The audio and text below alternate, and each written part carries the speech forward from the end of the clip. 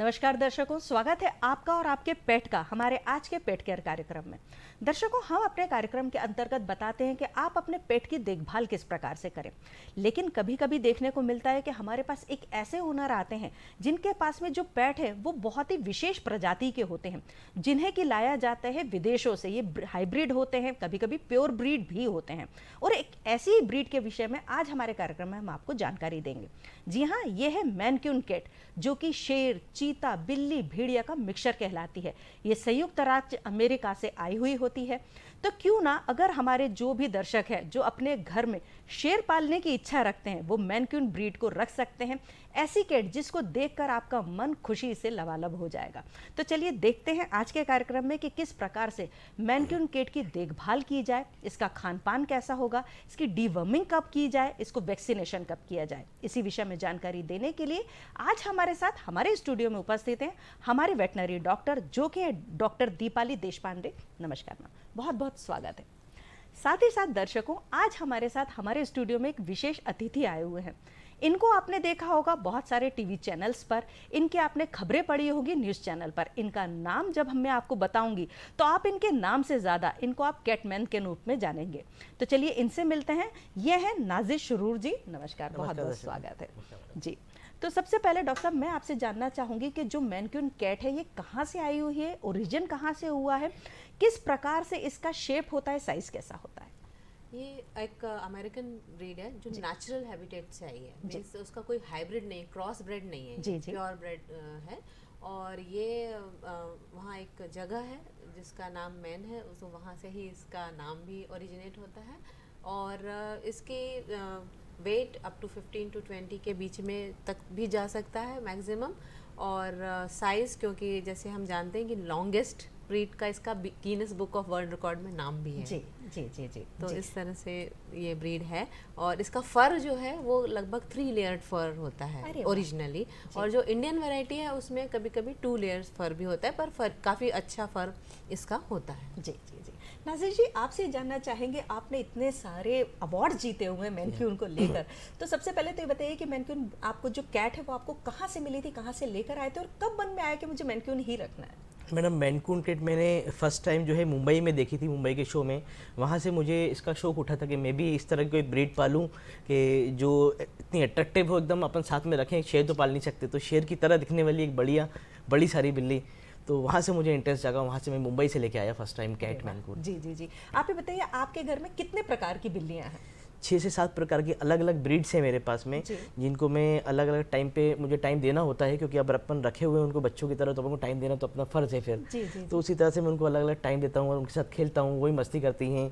मैं घर पे जाता हूँ, मैं उनको चॉकलेट्स खिलाता हूँ, मेरे पीछे पीछे भागती हैं जब तक उनको चॉकलेट नहीं देता। जिस तरह से मैं घर पर आता हूँ, मेरा स्ट्रेस काफ़ी उससे रिलीज़ हो जाता है। दिन भर की सारी थकान मेरी दूर हो जाती है, मैं सब भूल जाता हूँ दिन भर में क्या क्या स्ट्रेस, क्या क्या टेंशन से मैं गुजरा था।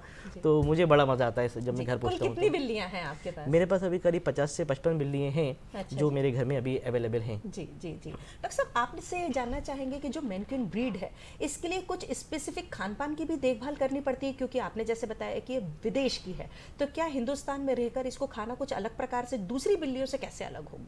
ये थोड़ा दूसरी बिल्ली मीन्स कोई भी बड़ी प्रजाति की जो बिल्लियां हैं उनमें, और खासकर क्योंकि ये नेचुरल ब्रीड है, तो इसको और जैसे कि हम सभी जानते हैं कि ये मांसाहारी ब्रीड होते, माने कैट्स जो हैं, जो बिल्लियां हैं, वो मांसाहारी प्रजाति है। सो इनको हाई प्रोटीन डाइट की आवश्यकता होती है। और हाई प्रोटीन डाइट के साथ में नॉन वेज जो मील होता है वो ये प्रेफर भी करती हैं। तो अगर हम उसका कॉम्बिनेशन दे सकें, कुछ कैट फूड भी रेडीमेड भी अवेलेबल हैं जो हाई प्रोटीन कैट फूड होते हैं, थोड़ा प्रीमियम क्वालिटी के, जिससे, और ख़ासकर जब हम इनकी अर्ली एज होती है, फर्स्ट ईयर, जब 1 साल से 1.25 साल तक, तब इनकी ग्रोथ बहुत ज़्यादा तेज होती है। Excuse me. तो उस समय इनको ज़्यादा हाई प्रोटीन डाइट की आवश्यकता होती है। जी जी जी। नाज़िर जी, आप ये बताइए कि जब आप लेकर आए थे आपकी जो बिल्ली, वो कितने साल की थी, कितने महीने की थी, और आपने सबसे पहले खान पान में क्या विशेष ध्यान जो रखना चाहिए वो कैसे रखा? मैडम मैंने सबसे पहले स्टार्टिंग में जो फर्स्ट कैट लेके आया, मैनकून का बच्चा लेके आया था, मैं 3 महीने का बच्चा लेके आया था और वैक्सीनेटेड था बच्चा। वैक्सीनेशन का खास ध्यान रखना पड़ता है इसके अंदर, कैट्स के अंदर, क्योंकि अपन एक बच्चे की तरह उसको अपन उसकी परवरिश करते हैं। तो वो बच्चा जो है मैं 3 महीने का लेके आया था, वैक्सीनेटेड लेके आया था। और जिस तरह से मैडम ने बताया कि प्रोटीन, हाई प्रोटीन की ज़रूरत होती है एक स्टार्टिंग के फर्स्ट ईयर तक, 1 साल की उम्र तक उनकी हाई प्रोटीन की ज़रूरत होती है। उसमें हम लोग उनको ग्रेवी फूड, जब एज अ किटन अपन उसको पेट करते हैं तो उसको ग्रेवी, हाई प्रोटीन ग्रेवी वगैरह अपन देते हैं उनको। मीट भी अपन चिकन वगैरह उनको बॉईल करके, मैश करके वो चिकन देते हैं। कुछ इंपोर्टेड इसके फूड्स आते हैं रेडीमेड, जो कि अपन घर में नहीं बनाना पड़ते, वो पैकेट से इंपोर्ट वाले आते हैं। अच्छी क्वालिटी के हाई प्रोटीन फूड जो होते हैं, प्रीमियम क्वालिटी के, प्रीमियम सेगमेंट के, वो फूड अपन इनको देते हैं। तो वो ये खा के जो है अच्छी उनकी हेल्थ रहती है, उनके फर में भी काफ़ी ग्लो आता है, और फर इनका ट्रिपल कोट रहता है। तो ट्रिपल लेयर रहता है, तो उसमें काफ़ी अच्छा रिस्पॉन्स मिलता है अपन को अच्छा फूड खिलाने से। जी डॉक्टर साहब, आप ये बताइए कि जो हमारे दर्शक हैं, अगर वो जानना चाहें कि जो उनके घर में कैट है या जो उन्होंने नॉर्मल कैट देखी हुई है, उससे मैनक्यून की खासियत अलग क्या है?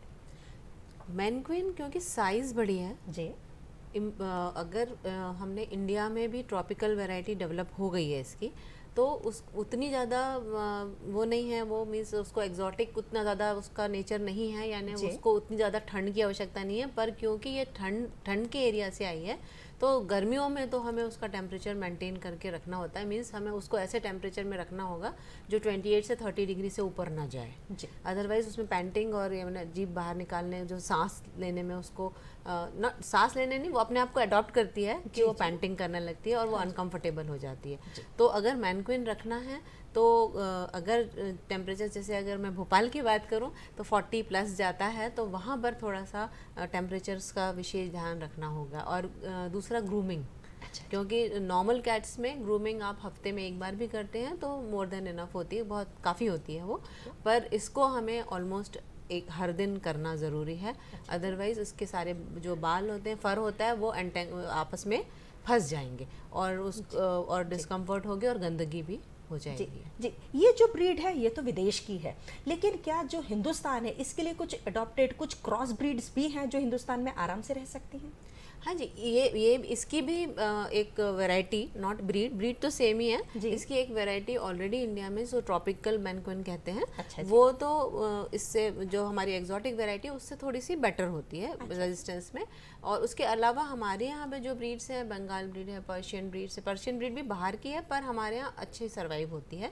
फिर बंगाल ब्रीड बड़ी ब्रीड है, वो भी यहाँ पर अच्छी सर्वाइव होती है। हिमालय कैट है, बॉम्बे कैट है, ये कैट्स हम आसानी, सियामीज कैट है, ये कैट्स तो हम नॉर्मल टेम्परेचर्स पे भी उन्हें रख सकते हैं, जो हमारे घर के अंदर टेम्परेचर, क्योंकि घर के बाहर अगर 44 है तो अंदर तो 44 कभी नहीं होता है, सो उतने इसमें वो सर्वाइव कर जाती है। नाज़िर जी, जैसे कि मैडम ने बताया कि जो टेम्परेचर है उसका बहुत ज़्यादा ध्यान रखना पड़ता है, तो आपने रख रखाव किस प्रकार से किया, क्या कुछ विशेष सुविधाएं उनको दी हुई है? बिल्कुल, मैडम ने बिल्कुल बहुत अच्छी बात कही है।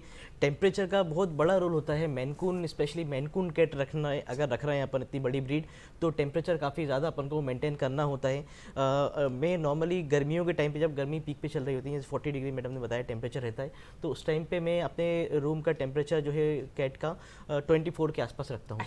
तो एक नॉमिनल टेम्परेचर रहता है, उस टेम्परेचर में उनका फर भी ज़्यादा शेडिंग नहीं होता। अगर टेम्परेचर बढ़ जाता है, जैसे एसी कभी लाइट चली गई या गर्मी हो रही है, एसी ख़राब हो गया, तो उसमें काफ़ी शेडिंग होने लगती है, तो उनका काफ़ी खास ध्यान रखना पड़ता है। टेम्परेचर काफ़ी मैटर करता है उसके अंदर। महंगा शौक है और टेम्परेचर तो मेंटेन करना पड़ेगा, क्योंकि इसका ओरिजिन जो है नॉर्थ अमेरिका है और वहाँ पे ठंड ज़्यादा होती है, और उनके एंसेस्टर भी वहीं से आए हैं, इनके मतलब इसके कैट के पेरेंट्स वगैरह, तो उसके स्टार्टिंग में पेरेंट्स के साथ में रही, तो उसका नेचर उस टाइप का है कि इसको ठंड की ज़रूरत पड़ती है, थोड़ा ठंडा टेम्परेचर पसंद करती है, शेडिंग भी नहीं होती उसके अंदर।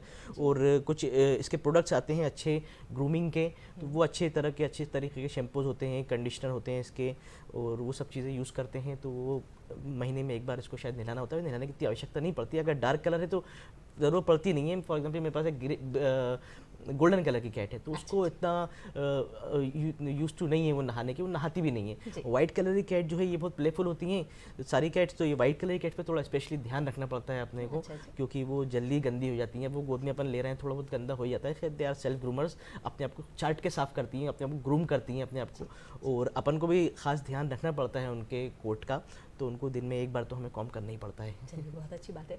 मैम, इनकी वैक्सीनेशन का पीरियड क्या होगा, कब कब करवाना चाहिए, कितना ज़रूरी है? वैक्सीनेशन एक बहुत ही इम्पॉर्टेंट एक्टिविटी है। उसके पहले डिवर्मिंग जी, क्योंकि डिवर्मिंग अगर वर्म लोड होता है, वैक्सीन खुद ही स्ट्रेस देता है एनिमल को, तो उसके पहले, और वर्म्स अगर हों तो डबल स्ट्रेस होगा, सो पहले डिवर्मिंग की जाती है। एंड वो हम एवरी 3 मंथ्स प्रिस्क्राइब करते हैं कि एवरी हर 3 महीने में पूरी पूरा चार्ट दिख रहा है, हमारे जो दर्शक हैं वो देख सकते हैं, नोट कर सकते हैं। जी, हर 3 महीने में हमें वैक्सीनेशन डिवर्मिंग करना है। और वैक्सीनेशन जो है वो अगर हम किटन लाते हैं तो वो शुरू में वैक्सीनेशंस उसके शेड्यूल्ड है, वीकली होते हैं, तो लाइक 4 वीक्स to 6 वीक्स में फर्स्ट वैक्सीन। और रेबीज़ का जो वैक्सीनेशन 15+ वीक में हम करते हैं, और फिर उसके बाद हर साल हमें उनको रिपीट करना होता है। जी। एंड ये एक बहुत इम्पॉर्टेंट, और रेबीज़ के केस में ये बहुत मैंडेटरी बाय लॉ भी है। अच्छा जी। कि उसको लीगल है अगर आपने कैट रखी है तो आपको रेबीज़ का वैक्सीनेशन कंपलसरीली कराना है। अरे वाह जी, आपने क्या क्या ध्यान रखा, कब से करवाना शुरू करा, और कैसे, जब इतनी सारी कैट्स हैं तो उनका किस प्रकार से ध्यान रखते हैं? एक्चुअली जो मैडम ने बात कही कि रेबीज़ का वैक्सीनेशन और वैक्सीनेशन कैट के लिए बहुत ज़्यादा इंपॉर्टेंट होता है, तो मैं दर्शकों को यही बात बताना चाहूँगा कि जब आप वैक्सीनेशन करवाने वेटनरी डॉक्टर के पास जाते हो तो वो उसकी एक पासपोर्ट की तरह एक उसकी बुक बन जाती है, इस पे उसकी डिटेल वैक्सीनेशन कौन सा हुआ है, कब हुआ है, वो जो डॉक्टर वेटरियन हैं उनके पास गए हो तो वो उस पर पूरी डिटेल लिखते हैं। ईयरली वैक्सीन होता है इनका, फर्स्ट वैक्सीन आपको 2 महीने 3 महीने के आसपास लगवाना होता है, 2 महीने के बाद लगवाना होता है, तो वो आपने वैक्सीन लगवा लिया है तो उस डेट का आपको खास ध्यान रखना पड़ता है कि आपकी वैक्सीन की बुक जो है बनी हुई है उसके ऊपर क्या डेट लिखी हुई है, तो वो ईयरली मैडम जो है अपन उसको करवाते हैं वैक्सीनेशन। जी डॉक्टर साहब, इनका जो फर है वो ही सबसे ज़्यादा खास है, तो फर की देखभाल किस प्रकार से करेंगे हमारे ओनर? जैसे कि अभी हमारे ओनर बात कर रहे थे, जो मैंने उनको डील कर रहे हैं, उनके साथ रह रहे हैं, तो ग्रूमिंग एक बेस्ट ऑप्शन है उसका। और अगर कभी कोट किसी वजह से ऑयली या ऐसे हो, ग्रीसी ऐसा हो जाए, तब हम उसको बेदिंग नहला सकते हैं। अदरवाइज़ नहलाने की कैट्स को ज़रूरत नहीं होती है ज़्यादा, और वो पसंद भी कम करती हैं, वो सेल्फ ग्रूमिंग में ज़्यादा बिलीव करती हैं, और वो करती भी है अपने आप को ग्रूम, सो उसकी इतनी आवश्यकता नहीं पड़ती कि हमें उसको बार बार नहलाना पड़े। पर अगर कभी ग्रीसी और ऐसा हो जाए तो उसको नहलाने की ज़रूरत। अदरवाइज़ ग्रूमिंग बहुत इंपॉर्टेंट है, क्योंकि ग्रूमिंग सिर्फ फर को मेंटेन करने के लिए नहीं, एक ओनर और पेट के बीच का बॉन्ड क्रिएट भी करती है। अच्छा जी। जो कि मीन्स एक बहुत इम्पॉर्टेंट एस्पेक्ट होता है, और जिससे आपकी खुद की एंग्जाइटी, ओनर की एंग्जाइटी भी कम होती है, और कैट भी आपको ज़्यादा पसंद करती है। जी, लिटर ट्रेनिंग जब हम बताते हैं, डॉग्स के विषय में हम बताते हैं कि भाई उनके लिए आप ट्रेनर रखिए, वो लिटर ट्रेनिंग करवाते हैं, तो कैट के साथ भी ऐसा ही होता है? नहीं, कैट के साथ ऐसा नहीं है, इसीलिए कैट को बहुत क्लीन एनिमल कहा जाता है, क्लीन पेट कहा जाता है, क्योंकि वो खुद ही लिटर ट्रेंड होती हैं पहले से। बट आपको उनको स्पेस प्रोवाइड करनी होती है। तो रेडीमेड भी चीज़ें अवेलेबल हैं, लिटर बॉक्सेस अवेलेबल हैं, पर आप अगर चाहें तो हम रेत भर के किसी भी बॉक्स में ऐसी हाइट की जो आपकी कैट की हाइट हो, वो आराम से जाके अपने आप को फ्रेश कर सके, ऐसे हो। पर एवरी टाइम आपको वो लिटर बॉक्स क्लीन करके रखना होगा। तो बस इतना ही रहता है, आपको अलग से उसके लिए और कुछ ट्रेनिंग नहीं देनी होती। जी, आपके पास तो है मैनक्यून कैट, तो आप बताइए आप कैसे करते हैं, उनको कैसे ट्रेनिंग देते हैं? आप खुद ही ट्रेनिंग देते हैं, वो आपके साथ में कैसे एक दूसरे से जो सामंजस्य वो कैसे बैठाते हैं? जैसे मैनकून कैट मेरे पास जो है, वो कैट जो खुद ही ऑलरेडी ट्रेंड रहती हैं वो, और जो है उनको एक लिटर बॉक्स हम रख देते हैं कॉर्नर के ऊपर। आजकल आर्टिफिशियल सेंट आ रही है, बेंटोनाइट सेंट आती है, तो वो सेंट हम उसमें रख देते हैं उसके लिटर बॉक्स के अंदर, तो वो प्रॉपर सुबह शाम फ्रेश होती है। लेकिन उसको क्लीन करना बड़ा इंपॉर्टेंट होता है। अगर उसको क्लीन नहीं करती तो कैट परेशान होती है, वो उसको स्मेल करती है, जाती है अंदर, फिर बाहर आ जाती है, वो कहती है कि म्याऊं म्याऊं करती है, पैरों से झूमती है। तो वो उसका कहने का मकसद ये रहता है कि उसको थोड़ा क्लीन करो। अगर नहीं कर पाते तो अपन कहीं बिजी है, नहीं ध्यान दे पाए, तो वो उसमें नहीं जाती है। और आर्टिफिशियल सेंट आ गई है आजकल, तो वो सेंटेड भी रहती है, तो उसमें घर में बदबू वाली कोई शिकायत नहीं होती उसके अंदर। विद इन 10 सेकंड क्लम्पिंग हो जाती है।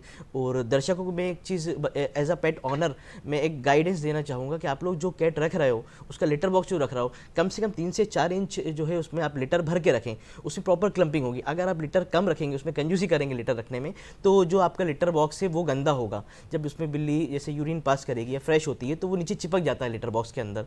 तो वो जब उसको आप उठाते हो स्कूप से तो कुछ उसमें गिर जाता है, तो उसमें लिटर में जो है स्मेल आना शुरू हो जाती है। तो उसका खास ध्यान रखें, लिटर कम से कम 3 से 4 इंच भरी होना चाहिए और टब थोड़ा गहरा होना चाहिए, क्योंकि कैट जो होती है डिग करती है फ्रेश होने से पहले। जब डिग करती है तो लिटर सेंट बाहर गिरता है अगर टब ज़्यादा गहरा नहीं होता तो टब थोड़ा सा उसकी डेप्थ थोड़ी अच्छी होना चाहिए। कि ये मैं आपको गाइड कर रहा हूँ कि उसको जो आप खास ध्यान रखें उस चीज़ का। जी डॉक्टर साहब, ये कहा जाता है कि जो बिल्ली है वो चीता और जो शेर है, सियार है, इसकी वंशज है, तो भाई नोचना तो उसका एक अमूमन एक स्वभाव ही है।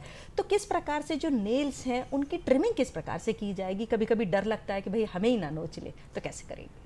इनको कुछ टॉयज़ अवेलेबल हैं, कुछ एसेसरीज़ अवेलेबल हैं जिसको हम स्क्रैच पैड, कैट ट्रीज़ ऐसे होते हैं जो उनको कैट उसको स्क्रैच करके अपनी ये आदत को सेटिस्फाई कर लेती है, जिससे आपके फिर जो आर्टिकल्स हैं घर के, जैसे सोफ़ा है या फर्नीचर है, उसको वो स्क्रैच नहीं करेगी।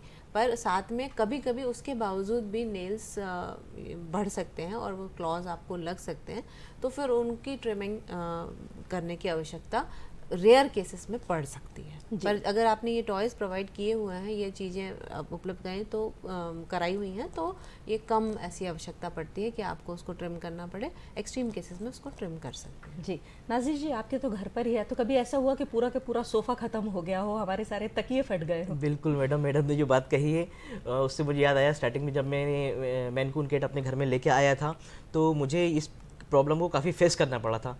फिर मुझे थोड़ा सा मैंने रिसर्च करा, थोड़ा पढ़ा, सीखा, समझा, तो मुझे ये समझ में आया कि स्क्रैचिंग पैड मुझे लेके आना चाहिए। फिर मैंने इनके लिए स्क्रैचिंग पैड और कुछ कैट ट्रीज होते हैं इसमें ऑलरेडी स्क्रैचिंग के बोर्ड्स लगे होते हैं, वो ला के रखे, तो उस पर स्क्रैच करती है, अपने नाखून वगैरह स्क्रैच करती है और उससे जो है काफ़ी अच्छा लगता है उसको, बिल्ली को। तो आप जो है स्क्रैचिंग पैड घर में रख सकते हैं। मैं भी अपने घर में स्क्रैचिंग पैड रखता हूँ, बिल्ली सोफ़े के एटलीस्ट बचे रहते हैं। अदरवाइज़ पहले बहुत घर में भी डांट पड़ी मुझे स्टार्टिंग में कि सोफ़े ख़राब हो रहे हैं, बट जब मैं सीखा, मुझे वक्त के साथ साथ मैंने जब सीखा कैट को रखना, तो मुझे समझ में आया कि कैट के लिए अपन स्क्रैचिंग पैड स्पेशली घर में रखना चाहिए। हाँ जी, आपके पास तो दूसरी भी बिल्लियां हैं, तो मैनकून उनसे अलग कैसे है और लाइफ कितनी होगी? मैनकून कैट का लाइफ स्पैन करीब 12 से 15 साल के आसपास रहता है और अच्छा अगर आपने उनको रखा है, खान पान बहुत अच्छा दिया है, हाई प्रोटीन शुरू से आपने दिया है, तो 20 साल तक, 18-20 साल तक भी चला जाता है। वो एक आइडियल एज आप उनकी मान लो, जैसे इंसान की एज 50-55 साल मानी जाती है, वैसे आइडियल एज आप उनकी 12 से 15 साल मान सकते हो, लेकिन कुछ कैट जो है 18-20 साल भी जीती हैं। तो दूसरी कैट से अलग इसलिए थोड़ी इंटेलिजेंट होती है as comparison to other breeds. मेरे पास और ब्रीड्स भी हैंगी। मैनकून थोड़ी इंटेलिजेंट होती है, मतलब उसको इतना समझ है, उसके छोटे से दिमाग के अंदर, छोटी सी कैट है अपने लिए तो बच्चे जैसा है, उसको इतनी समझ है मैडम कि जब मैं घर में जाता हूँ उसको मालूम है अब ये चॉकलेट खिलाएंगे। अच्छा जी। और उसको मालूम है चॉकलेट कहाँ रखी है, तो वो अलमारी पे जाके बैठ जाएगी पहले से। तो बस उसको चॉकलेट निकालो और चॉकलेट लेके भागोगे ना, भागता हूँ मैं तो पीछे पीछे पीछे पीछे आती है जब तक उसको चॉकलेट नहीं मिल जाती।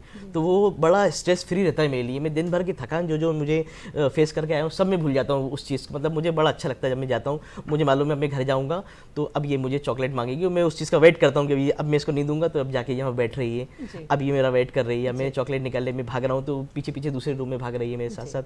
तो मुझे बड़ा स्ट्रेस फ्री लगता है। जी डॉक्टर साहब, ये बताइए कि टिक्स, फ्लीज और माइट्स हैं, इनकी जब प्रॉब्लम आती है तो उससे निपटारा किस प्रकार से किया जाए और पहले से प्रिवेंशन क्या क्या करना चाहिए? हाँ जी, कैट में फ्ली की प्रॉब्लम आती है और अगर ये आती है तो बस इतना ही ध्यान रखना है कि कैट के लिए स्पेसिफिक कुछ शैम्पूज़ भी हैं, स्प्रेज भी आते हैं, पाउडर्स भी आते हैं, तो उनका ही उपयोग करें जो कैट स्पेसिफिक है। क्योंकि जनरली ऐसे कॉमन उसमें ऐसा मान लेते हैं लोग कि हाँ डॉग में ये लगाते हैं तो टिक्स के लिए तो इसमें भी, तो ऐसा नहीं है। कुछ ऐसी दवाएं हैं जो कैट के लिए बहुत ज़्यादा हानिकारक हो सकती हैं। तो इसका बिना वेट के गाइडेंस के कैट पे कोई भी मेडिसिन कभी भी यूज़ ना करें। अच्छा जी, तो चाहे वो फ्लीस के लिए क्यों ना हो। जी जी जी जी। नाज़िर जी, आप बताइए कि जैसे कि आपने हमें बताया कि आपने बहुत सारे अवार्ड जीते हुए हैं आपकी मैनकून कैट को लेकर, तो हमारे दर्शकों को भी ये बताइए कि कौन कौन से अवार्ड थे, कहाँ कहाँ जीते और कौन कौन से, मतलब आपको कैसा फील हुआ कि आपकी कैट के कारण आज आप इतने मशहूर हो चुके हैं? जिस तरह से अपने बच्चे होते हैं वो कुछ अच्छा परफॉर्म करते हैं स्कूल के अंदर, उनको अवार्ड मिलता है, अपन को थोड़ा प्राउड फील होता है। उसी तरह से मेरी कैट ने भी अलग अलग जाके मुझे प्राउड फील करवाया हैदराबाद में मैं गया था, वहाँ पे बेस्ट इन शो मेरी कैट रही, भोपाल में पेपर में भी आया, मुझे बड़ा प्राउड फील हुआ। मुझे अपने लिए प्राउड फील नहीं हुआ, मुझे अपनी कैट के लिए प्राउड फील हुआ, उसने मुझे प्राउड फील करवाया। एज अ पेट ऑनर मुझे प्राउड फील हुआ कि मेरी कैट की वजह से आज मेरा लोग नाम जान रहे हैं हैदराबाद के अंदर, मुंबई के अंदर, बेंगलोर में, भोपाल में, इंदौर में। इनफैक्ट लास्ट ईयर भोपाल के अंदर मेरी कैट जो है बेस्ट इन शो रही थी मैडम, तो उससे मुझे काफ़ी प्राउड फील हुआ। और इस साल भी शो होना है, मैं अपनी कैट को एक उम्मीद से लेके जाऊंगा और लोग भी आते हैं, तो काफ़ी अच्छा रहता है कि अपन को एक नया सीखने को मिलता है काफ़ी चीज़ें। ज़रूरी नहीं है अपन हर बार जीतें, अगर हारते भी हैं, अपनी कैट नहीं भी जीतती, किसी और की जीतती है, तो अपन को सीखने को मिलता है कि अपन के अंदर क्या कमी रही, कोई परफेक्ट तो होता नहीं है, तो क्या कमी रही, क्या सीखे अपन, तो अगले शो के लिए अपन तैयारी करते हैं। भाग लेना जरूरी है, मजा आता है, तो जीवन का एक खेल लगा हुआ है, इंटरेस्ट रहता है, मजा आता है। आप जरूर जाइएगा दर्शकों, हमारे जो कैटमैन हैं इन्हें देखने और इनकी कैट को देखने आप जरूर अगली प्रतियोगिता में जाइएगा। मैम ये बताइए कि लोगों के अंदर भ्रांति रहती है कि हम मेल रखें या फीमेल रखें, तो कौन सी कैट रखना चाहिए? देखिए, अब ये प्रेफरेंस पर्सनल प्रेफरेंस हो सकता है, पर जब भी हम घर में कैट रखते हैं, अगर हम ब्रीडिंग पर्पस से रखना चाहते हैं तो हमारा अप्रोच अलग होगा, और अगर हम सिर्फ एज अ पेट रखना चाहते हैं तो हमारा अप्रोच अलग होगा। तो जैसे अगर हम मेल रख रहे हैं तो जनरली लोग मेल प्रेफर करते हैं, और फीमेल कैट्स भी लोग रखते हैं, पर प्रेफरेंस जनरली मेल का होता है। तो क्योंकि अगर हम एडवाइस करते हैं कि अगर आप सिर्फ एज अ पेट रखना चाहते हैं तो स्पेइंग या न्यूट्रिंग करा दें उसकी, तो अगर हम कराते हैं तो वो डॉग मेल के केस में थोड़ा सा चीपर एंड ईजियर ऑप्शन होता है। तो लोग अगर सिर्फ एज अ पेट रखना चाहें तो मेल प्रेफर की जा सकती है, पर ये ऑलवेज हमेशा पर्सनल प्रेफरेंस पे ज़्यादा डिपेंड करेगा रादर देन हमारा मीन्स अगर साइंटिफिकली या ईज के हिसाब से देखें तो लोग जो हमने देखा है मीन्स पर्सनली, वो लोग मेल ज़्यादा प्रेफर करते हैं जब एज अ पेट रखना चाहते हैं। डॉक्टर साहब ये बताइए कि बिल्लियों के लिए कौन सी दवाएं हानिकारक है, क्योंकि बिना सोचे समझे तो हम बिल्ली को कोई भी दवा नहीं दे सकते, तो जो हमारे ओनर हैं उन्हें आप क्या सलाह देना चाहेंगे? देखिए, बहुत सारे ऐसे जैसे बुखार की दवाएं हैं, तो उनमें से कुछ स्पेसिफिक दवाई हैं जो हमारे ह्यूमन में बहुत कॉमनली यूज़ होती हैं। पैरासीटामोल जो हमारा कंपोनेंट होता है बहुत सारी दवाओं में, तो वो जो है वो बिल्ली के लिए हाईली टॉक्सिक है। सो मैं सिर्फ एक उदाहरण के तौर पे बता रही हूँ, ये ऐसी और भी कई सारी मेडिसिन्स हैं जो कि बिल्लियों के लिए हानिकारक हैं, और नॉर्मल में मीन्स अगर ह्यूमन बींग्स के लिए देखें या इवन फॉर डॉग्स में देखें पर भी देख रहे हैं हमारे दर्शक जो हानिकारक दवाएं हैं उनकी तो उनका सूची हमेशा अपने पास रखें कैट ओनर्स, सो दैट कभी वो कोई ऐसी दवाई देने जा रहे हो तो वो उसका कंपोनेंट देख के ही दें, क्योंकि अदरवाइज टॉक्सिसिटीज कैट में एक ही बस कैट का ड्रॉबैक अगर हम कहेंगे तो वो बहुत ज़्यादा सेंसिटिव है बहुत सारे ड्रग्स के लिए। जी। तो वो बस हमें ध्यान रखना है, क्योंकि उसकी डोजिंग भी कंपैरेटिवली कम होती है। और वो तो अगर हम कोई ड्रग ऐसा, एक तो हम खुद से ना दें, वो सबसे बेस्ट ऑप्शन है, और वेट के सलाह से ही दें। और क्योंकि कभी कभी क्या होता है, लोग डॉग और कैट साथ में रखते हैं, तो वो सोचते हैं डॉग में ये दे सकते हैं फिर कैट में भी दे ही सकते हैं, ऐसा वाला एक जनरल वो रहता है। एंड उसमें फिर कभी कभी कैट के केस में बहुत ज़्यादा प्रॉब्लम आ सकती है उसके लिए, क्योंकि वो चीज़ें बहुत ज़्यादा टॉक्सिक हैं। सो हम उसे अवॉइड करें। कैट के लिए हर चीज़ कैट स्पेसिफिक ही यूज़ करें, और या फिर वेट की सलाह लेके ही यूज़ करें। जी नाज़िर जी, आप ये बताइए हमारे जो दर्शक हैं अगर वो रखना चाहेंगे मैनक्यून कैट, तो खर्चा कितना आएगा मंथली? मैनकून कैट का खर्चा as comparison to other cats थोड़ा सा ज़्यादा होता है, क्योंकि हाई मेंटेनेंस कैट है, फ़र उसका ट्रिपल कोट रहता है, तो फ़र की स्पेशल आपको ध्यान रखना पड़ता है फ़र का। तो मंथली 4 से 5 हज़ार रुपये एक मैनकून कैट पे खर्च आता है, क्योंकि प्रोटीन हाई प्रोटीन फूड रहता है, इसका इंपोर्ट फूड रहता है, उसकी कॉस्टिंग थोड़ी सी ज़्यादा आ जाती है as comparison to other cat food. तो इसलिए थोड़ा सा मैनकून दूसरी कैट्स के मुकाबले थोड़ा सा महंगा पड़ता है। 4 से 5 हज़ार महंगा शौक है, जो भी रखना चाहेंगे वो पहले अपने आप को तैयार कर लें कि जी हाँ खर्चा हमें करना है, लेकिन मज़ा बड़ा ही आने वाला है। इनके साथ खेलकर, इनके साथ में दिन बिताकर आप अपने स्ट्रेस को भूल जाते हैं। डॉक्टर साहब, आप ये बताइए कि किस प्रकार से जो भी कैट है, अगर कोई रखना चाहे कि मैं डॉग रखूं या कैट, तो आप क्या सलाह देना चाहेंगे कि कैट क्यों रखना चाहिए? देखिए, कैट मेरे हिसाब से अगर जो सफाई पसंद लोग हैं जी, और जो ये चाहते हैं कि डॉग की लाइफ भी कंपैरेटिवली थोड़ी सी कैट से कम है, ठीक है, तो वो भी एक स्ट्रेस होता है जी। और तो एक ये फैक्टर होता है कि इनकी लाइफ लंबी है, तो लोग प्रेफर कर सकते हैं। दूसरा, ये सेल्फ क्लीनिंग इनका खुद का मेंटेनेंस जो है वो बहुत ही ज़्यादा कम है कंपैरेटिव टू डॉग्स। तो एक ये दूसरा एस्पेक्ट है।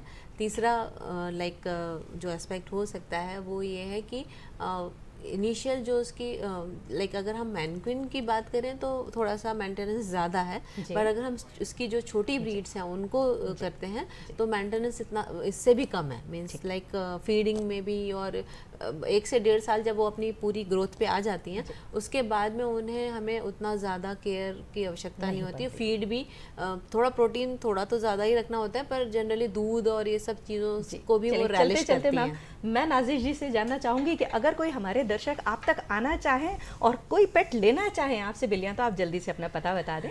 बिल्कुल, मेरा एड्रेस है, मेरा मोबाइल नंबर पहले बताया दो। मेरा मोबाइल नंबर है 9179731234। कमला पार्क पे राजा भोज सेतु के just opposite side Indian pet hub नाम से मेरा स्टोर हैगा। आप वहाँ पे आके मुझसे कांटेक्ट कर सकते हैं 24/7। कभी भी आपको मेरी ज़रूरत पड़े मैं स्टोर खोल के भी दे देता हूँ। सुबह 11 बजे से रात को 11 बजे तक यूजुअली वहाँ पे मिलता हूँ, तो आप आके बिल्कुल मुझसे रब्ता कायम कर सकते हैं और मुझसे मिल सकते हैं वहाँ पे। और जो भी आपको जो है ज़रूरत है, अगर कुछ हाई प्रोटीन फूड की या कुछ इंपोर्टेड आइटम मेरे पास रहते हैं, स्क्रैचिंग पैड्स रहते हैं, कैट ट्रीज रहते हैं मेरे पास, तो वो आप मुझसे आके बिल्कुल ले सकते हैं, मुझसे कांटेक्ट कर सकते हैं। मैं पूरा गाइड करूँगा आपको। अगर मैनकून कैट पालना है तो आपके लिए काफ़ी आसान होगा मेरा गाइडेंस लेना। और मैं आपको एक चीज़ ज़रूर अब बोलना चाहूँगा कि कैट के वैक्सीनेशन का ख़ास तौर से ध्यान रखें। जैसा मैडम ने बताया कि रेबीज़ का बहुत ज़्यादा अच्छा रहता है वैक्सीन करवाना, और ज़रूरी भी है कि इसका कैट का जो है पालन पोषण के लिए कभी अपन को स्क्रैचेस वगैरह लगते भी हैं।